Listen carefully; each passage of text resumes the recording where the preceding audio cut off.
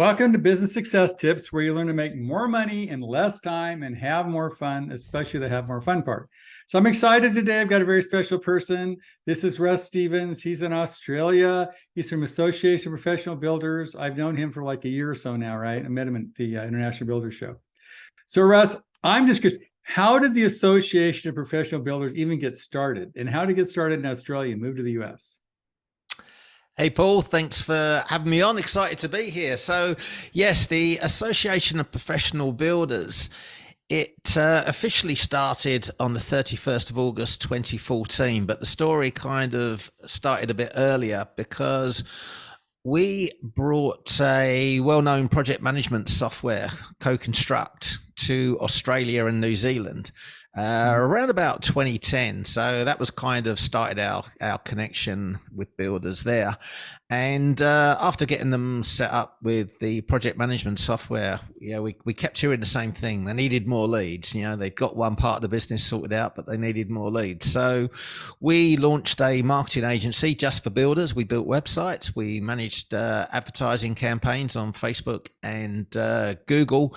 And that went well because we're now generating quality leads, but then it became obvious that they needed help with the sales process, which is really the start of APB. We started teaching the proven sales process for builders, which then morphed into teaching them about all aspects of running a building company, including financials, leadership, systemization, etc.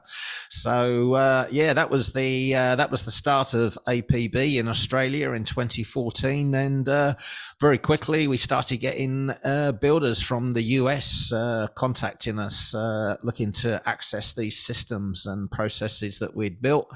And that went from strength to strength, I guess, to the point that we met in Vegas in February 2023.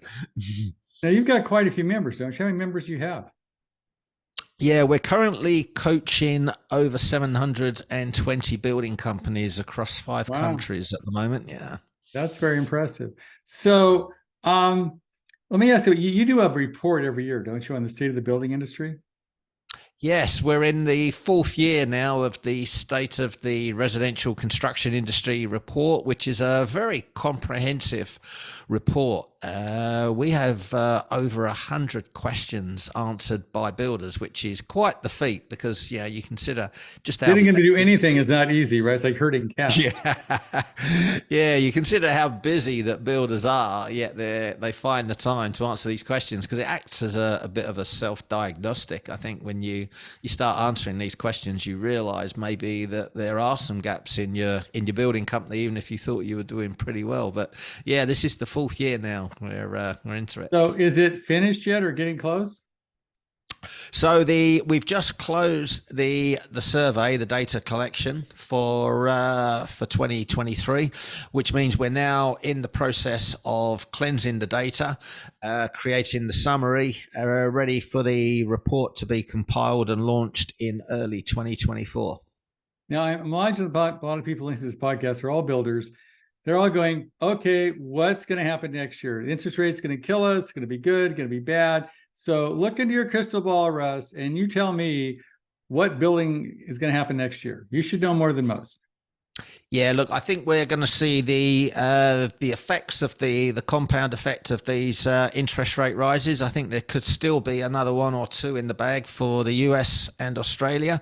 It looks like Canada may have peaked, but it's not always a case of once the interest rate rises stop that things start to get rosy, because there's a lot of pain compounding in the background, and we're seeing a lot of building companies actually closing up shop at the moment. And I think as that starts to get publicized in 2024, that will affect consumer confidence as well. But I must say, even with all the bad news and the negativity over the past 12 to 18 months, what we've seen amongst our members are record profits.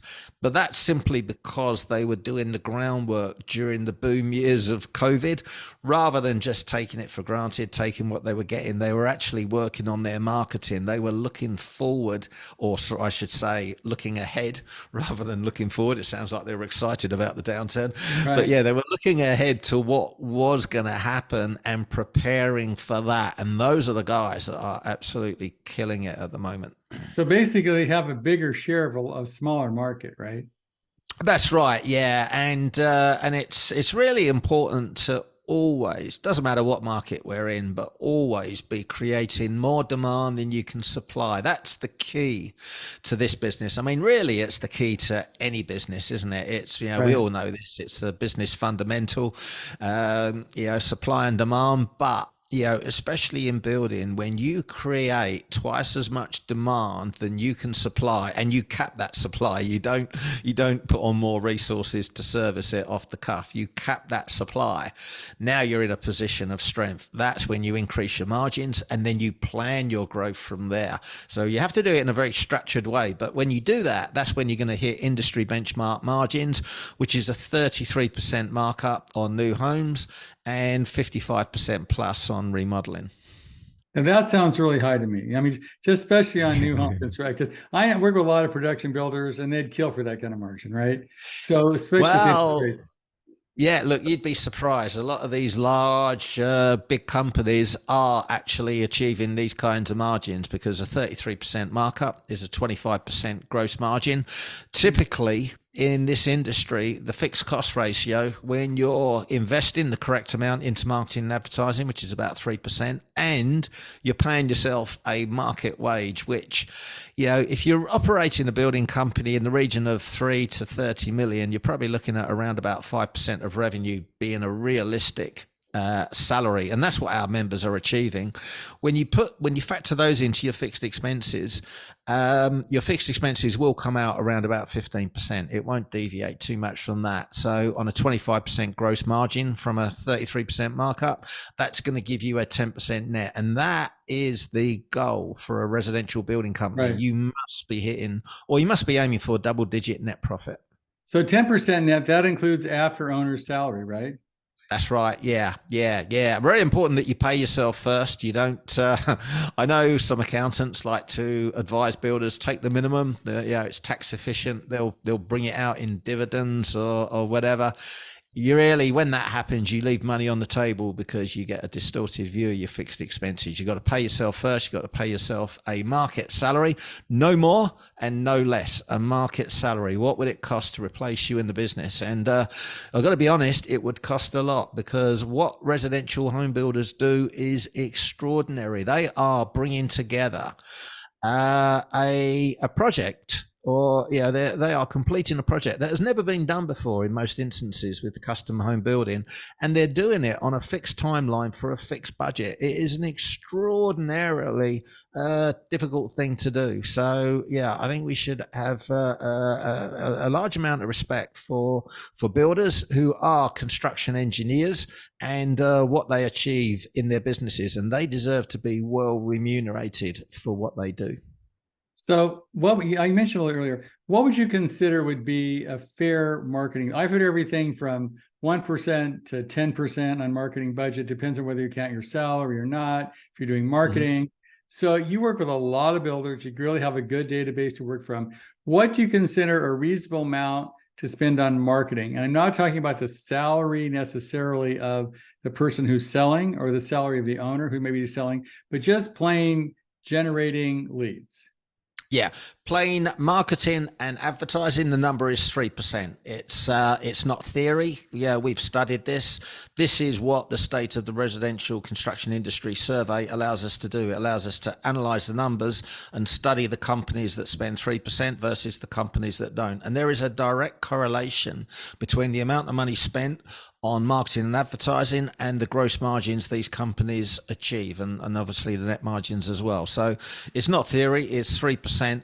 The split between the 3% between marketing and advertising, that can vary, and that will really depend on where in the journey this building company is in terms of their marketing and advertising, because if they've not done a lot, they will probably be spending a larger percentage, maybe even 2% of that 3%. 2% on marketing, 1% on advertising. But as their marketing matures and they've created more content, more assets, that will probably swing to a 2% on advertising and 1% on marketing. But the figure is 3% overall.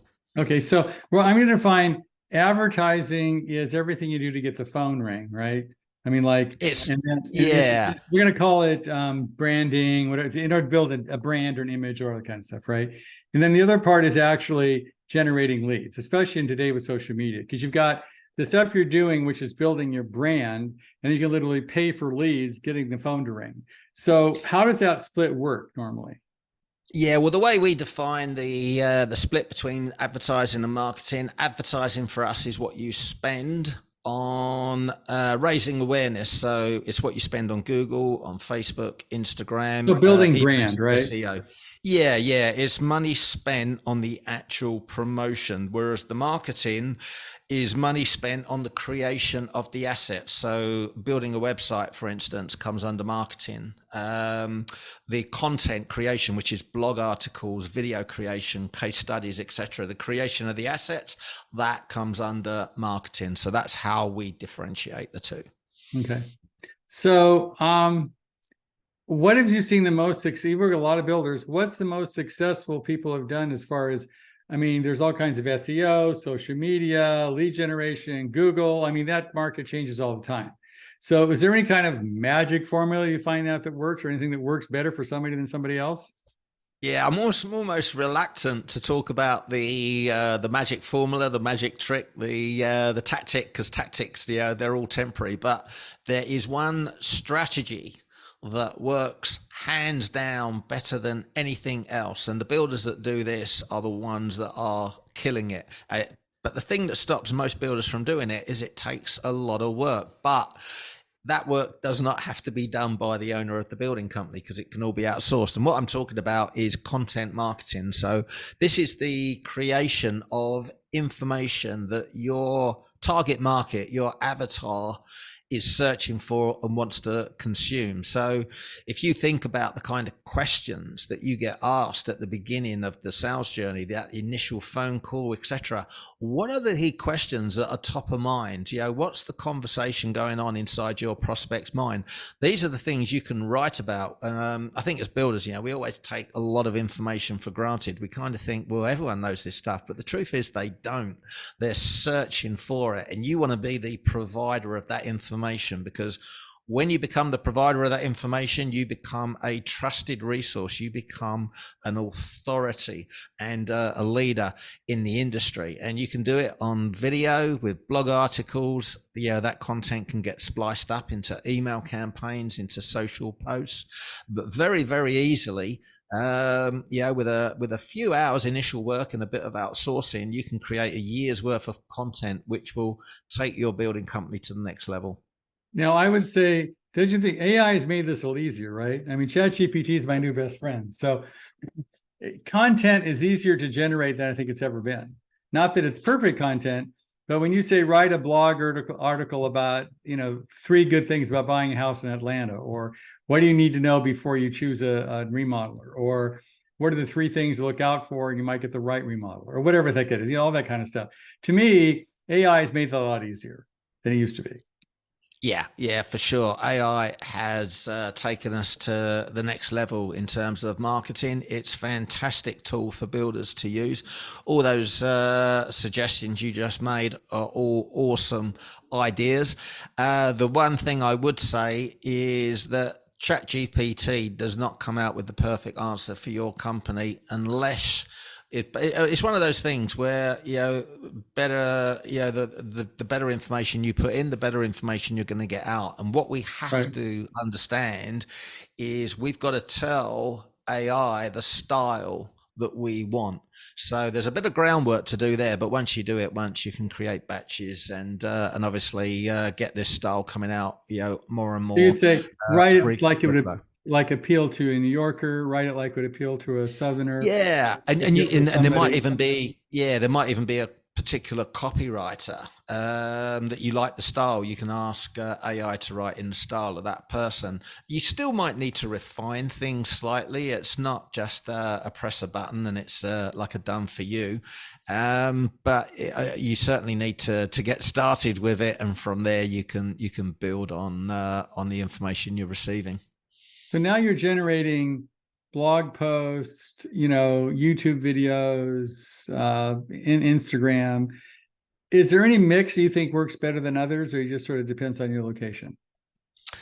Yeah, look, in our experience, I mean, for builders, it's Facebook and Google. When I say Facebook, I'm including Instagram as well, because when you promote, you tend to do the both at the same time. But Facebook and Google is probably going to give you all the leads that you need. However, I would always recommend exploring every avenue, because as a builder, you want to dominate your local area, absolutely dominate it. So any opportunity that comes around for sponsorship or advertising, I would be testing it. You've got to measure every dollar that you spend, but always test everything. And if it works, keep doing it. But the more you dominate your local area, you not only get the best leads, which means you can choose who to build for and who not to. So you're working with the cream, but you're also creating a massive barrier to entry for your competition as well. And think about it. If you find yourself in a position where you're turning down 66% of the people that inquire and say they want to build with you, and you're saying, I don't think we're a good fit, how good is the 33% that you're actually working for? It makes your life so much simpler. And of course, that's where the margins are as well. You're the builder in demand. You've got a queue down the road. You probably got 12 to 18 months of forward booked work waiting to start. So that can be as extreme, maybe TV, maybe billboard. I mean, who knows, right? There's advertising a lot of different kind of things, social media. Yeah. Look, I would try it. Yeah, TV. Yeah, in the past we found that to be quite expensive, but I wouldn't discount anything. Radio. Generally we found that hasn't been too effective. Social media has obviously been way better bang for buck, but I would still test these things. Yeah. Well, social media can be. I mean, I can target it. I can say I want to work in these 8 blocks in Chicago, and I want everybody to know who I am. You have to. I mean, geofencing has made it a lot easier, because you don't have to take the whole town. You can say, this is my market. I want to be the dominant guy in this zip code. And you can do it, right? Yeah, absolutely. And apart from that, it's the algorithm, the intelligence in the background is just phenomenal. Facebook and Google have so much data on us. It's just mind blowing. And this enables them to run efficient advertising for us and target the right people. It's an opportunity not to be missed. Well, and I've been talking contracts a long time, and I say most successful businesses in the US, at least, I'm in Australia, are marketing companies that fund their marketing with some kind of product or service, right? But they get that it's all about marketing in the beginning. Now, a lot of builders, I don't think, understand that concept. Have you been able to convince them that marketing is really important? It can be difficult. I guess we found it a lot easier to coach the younger generation. It's almost like that scene in The Matrix where Morpheus apologizes to Neo. He says, we never normally free a mind this far down the track, because the mind has trouble letting go. We find this with older builders as well. We're bringing in a lot of concepts and strategies that might be contrary to what they would have believed to be true for the last 30 years. I mentioned margins earlier, and that surprised you. Well, you can imagine what the surprise was 10 years ago when we started telling builders they should be making 10% net profit. We had builders openly laugh at us. We had builders get up and walk out of presentations because they thought it was absolute rubbish. But we have so much documented proof now, we don't have the skeptics that we used to. We have people that doubt that they can do it, but they don't doubt that it can be done, because we have overwhelming proof. But yes, it can be difficult to convince the older generation, and I can say that because I'm the older generation Right, me myself. too.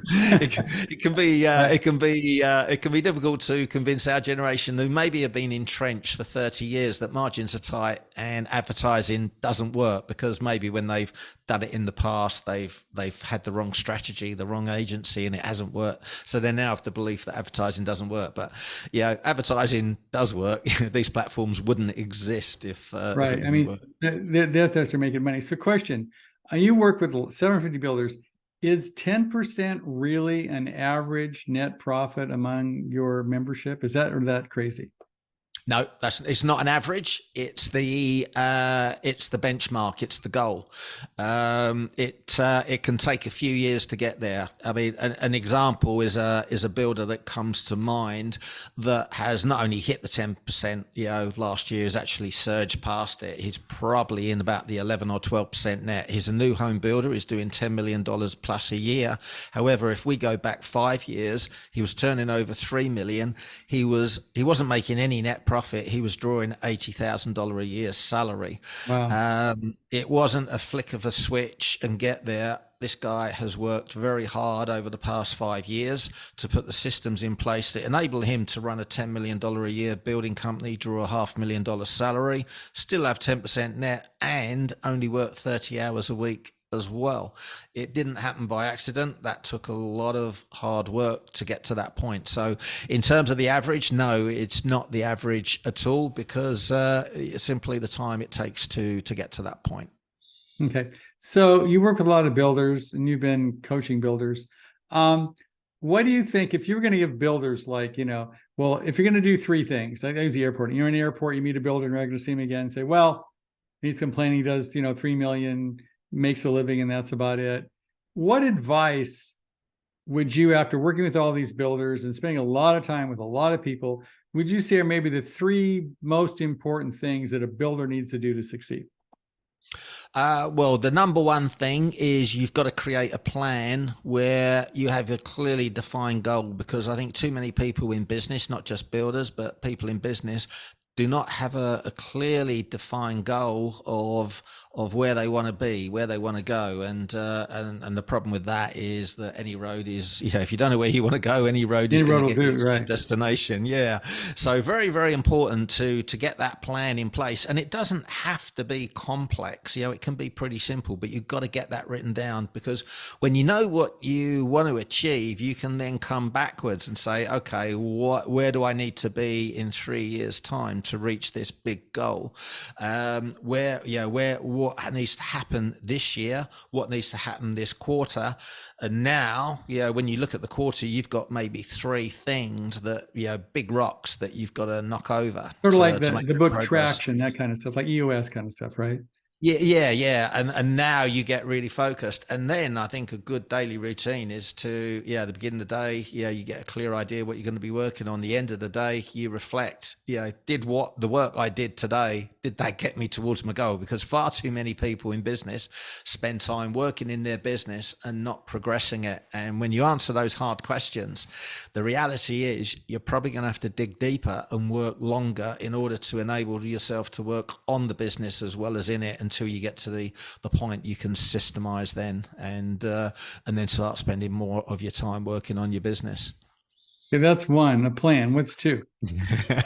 So once you've got your plan, the next thing, and I'm going to talk about builders specifically here, is you've got to get your profitability sorted out, because this is the number one issue we see with builders coming to us. A lot of builders will come to us because generally they want more leads. If they have more leads, they're going to have more sales. More sales means more revenue. More revenue means more profit. Unfortunately, that's not the case, because the majority of building companies are not working on the profit margins they need to be working on in order to grow their building company safely and securely. Therefore, what happens is they scale up an unprofitable building company, sometimes without even realizing it. They scale up an unprofitable building company, they get into trouble, they then retract, and then they have this false belief that they can earn more money from doing less. And that's not the case. Well, there was a company went broke. It was called Walmart. It was lose a nickel on every item and make it up in volume, right? That doesn't work very well. No, that's right. No, especially in building where you're dealing with a handful of products. Effectively, you haven't got mass products where you can make higher Right. margins on different things. So that's a very important thing. You've got to understand your finances, and don't be scared of that. If maybe you don't understand profit margins and your financials, yeah, that is fine. It just means you've never been shown. It doesn't mean you can't do it. It's if you can do an estimate, then you can figure this stuff out. You just need to be shown how to do it. So that's incredibly important. Get your margins in place before you scale up, and then once you've got your margins in place, it's very simple. That's when you want to start your marketing process, because this is when you want to throw more demand at your product, and now you can scale up safely and securely. So yeah, in summary, it's plan, it's get your profitability figured out, and then get your marketing sorted out. And at a very high level, that's pretty much an outline of what will take you to new heights. So what about, your margins? I mean, is it really true that some of your top builders turn down, what is it? You said 60%, some huge percentage of people that want to build with Look, them?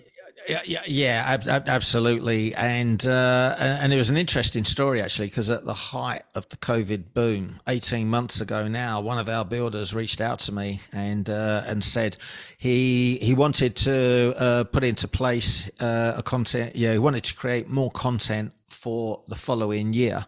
So here we were 18 months ago in one of the biggest booms. He had leads flowing in every day. His salesperson could not cope with the volume, but he wanted to invest another $60,000 to create more content. And he said to me, I'm looking at 2024. So this was in 2022, remember? He said, I'm looking at 2024. I want to make sure my funnel is full. And he said, apart from that, he said, we're getting so much inquiry at the moment. I'm turning down people every week. They were getting very narrow on their niche, exactly the type of building they wanted to do, which made their building company even more streamlined and profitable, because they weren't mixing in renovations with custom homes. They weren't doing high-end custom homes with lower value. They were doing very, very similar, which made their construction funnel very balanced and as a consequence, very profitable. But he invested that money in 2022 with his eye on 2024. And that has kept him strong, to today, where he's still, even though the market's softening, he is still turning people away, either because he doesn't feel they're going to be a good fit. This is a dangerous time, I think. When the market softens, we end up taking on anyone with a pulse and Right. a pen, really. And we know when we sign those contracts that they're going to be problems, and we look back and think, oh, I wish I'd never signed that contract. I wish I'd never I think taken that everybody client on. sort of intuitively knows when they sign it, go, this probably isn't going to work. But for when they're desperate financially, emotionally, or some reason they sign it anyway, and then they always regret it later. They So need the cash flow, yeah, but it ends up costing them cash flow in the end. so how do you, I mean, turning down business is not easy. And No. how do you convince your members that it's okay to turn away business? Because to me, that's almost counterintuitive to the normal builder, right? I make it makes sense to me, but people go, Yeah. "Wow, I worked so hard to get the phone to ring. I paid all this money for this lead. How can I not take advantage of it?" Yeah, look, that is it's a very, very good question, that one, because the way we do it is through numbers and systems. So we have a process that our members use, which we call construction slots. And this all comes back down to supply and demand. So once you plan out your supply, maybe you can do 12 builds a year. That's what your resources, can cope with. So you cap your supply at 12 construction starts for the next year. Let's say one a month, for instance. Now, in terms of you look at your marketing, you've got to be generating twice. You've got to be generating 24 preliminary agreements. Now, you talk to a lot of builders, and you say, how many of your prelims go through to contracts? They'll say all of them, or Right, or 90%, 95, or and they're hardly. proud of it, like Yeah. 95%, right? That's I it. get That's excited not about it. good. That's not good. Yeah, you want to avoid that. That's always a red flag. You want 50%. So only 50% going forward, because some of those will drop out naturally. They can't get finance, etc. But the others, you're going to like just say, no, I don't think this is the right project for us. You know, you've charged them $20,000-$30,000 to do all the prelims. They can go to another builder now. You're happy to release them because you don't want them. You're not. Yeah, you're not doing bad by anyone. You're just saying, I don't think we're a good fit, and you focus on the ones that you do. But we're going backwards in the funnel here, because now we've got 12 starts, we've got 24 prelims. The next ratio will come down to your own sales process. If you're design and build, you're going to have a concept agreement before that. Maybe your conversion rate is 50% concepts into prelims. So obviously now we need 48 concepts. We know how many qualified clients we need to get one concept.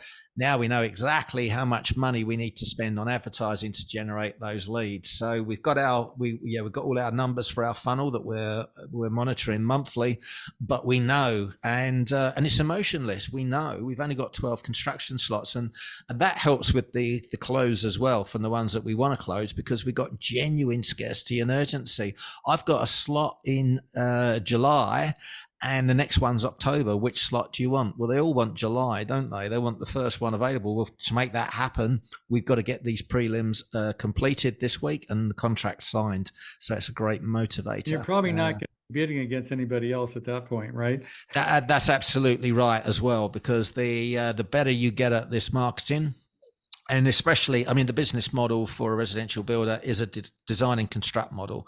Again, the data clearly shows this, that bidding on clients' own plans is just a race to the bottom, especially in over the next couple of years as the market softens. So you got to have a design and build model, and when you do that, you won't be competing against other people, because you've built such a strong relationship.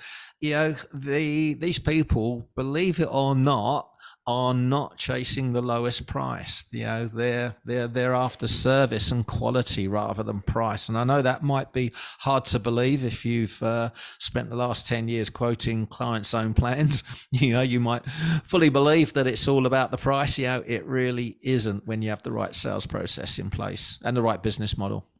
So, Russ, you're telling me that if you're not turning down, pick a wild number, 50% of the people that want to build with you, your marketing isn't working effectively.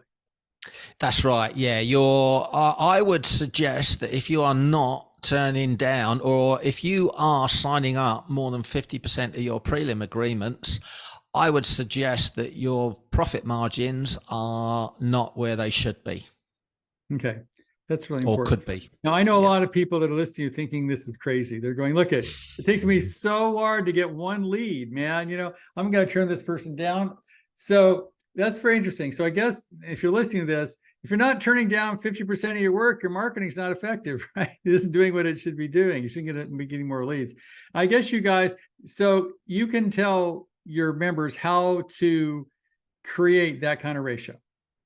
Oh, absolutely. Yeah. I mean, it'll be a bit blunt here, but generating leads in this industry is incredibly easy. You can go to any agency that has experience in our industry. I mean, which is probably only about 5% of agencies out there. So there's a lot of agencies that are very good at marketing on for products on Shopify, etc. Maybe even some service-based businesses like plumbers, etc. But marketing a building company is very different. But if you go to a company that has experience marketing a building company, generating leads is extraordinarily easy. Anyone can do it. So, I mean, let's put that to one side.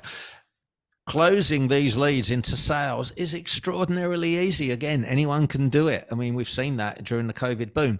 The difficult part is closing contracts at high margins. That is where the whole marketing and sales comes together. And yeah, anyone can generate leads, anyone can close sales, but to do it profitably, that is where you need proper systems and processes in place. So for example, let's say your market houses are going for 300 a foot. I'm just going out a number, right? But somehow, because of your reputation and marketing, you're able to get 350 a foot, right? that Yeah. $50 goes straight to the bottom line, which is huge.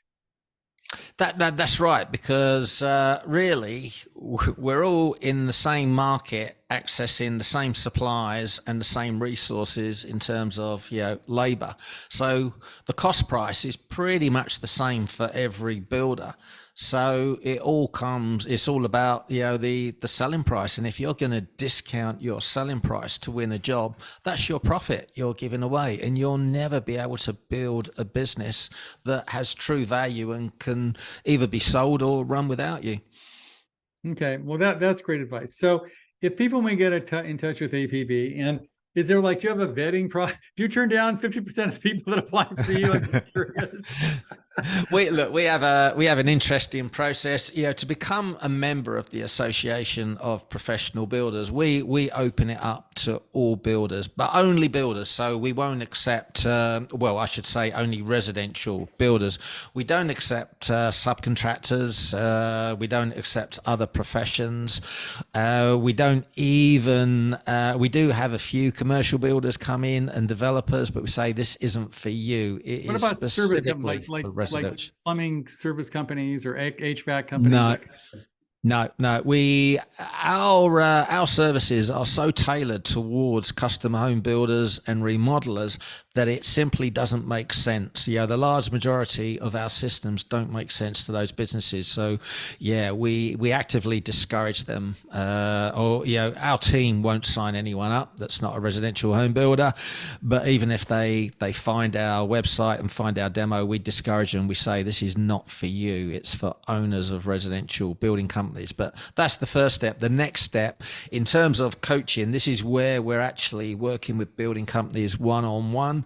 And we actually meet with them. Our coaches meet with the builder first to make sure they are coachable, because otherwise it's a waste of the builder's money and a waste of our time. And no one enjoys coaching someone that isn't doing the work or isn't a good fit. So we end up with some situations, not a whole lot, but we do disqualify a small percentage that we feel are just not coachable in our opinion. Okay, so Russ, if people want to get in touch with you, how do they do it? Best thing to do is to just type into Google Association of Professional Builders. You'll find our website. You'll find links to an extraordinary large amount of free resources, including a podcast. We run a free webinar each month. I'd probably recommend going on Amazon and searching for the book Professional Builders Secrets, because that will outline the entire strategy that, as the owner of a residential building company, you need to be following. Okay, great. Well, thanks, Russ. I appreciate you having on the show. There's a lot of good advice.